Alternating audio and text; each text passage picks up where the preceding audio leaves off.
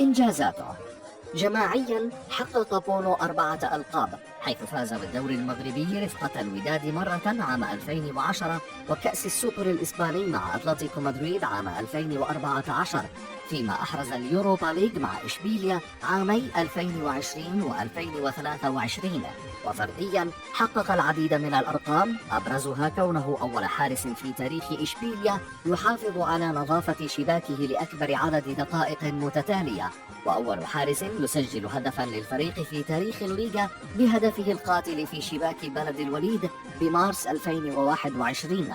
وفي مايو 2022 خطف جائزة زامورا كأقل حارس تلقيا للأهداف في الليغا، متفوقا على كورتوا، وهي أول جائزة فردية لحراسة المرمى في تاريخ النادي الأندلسي.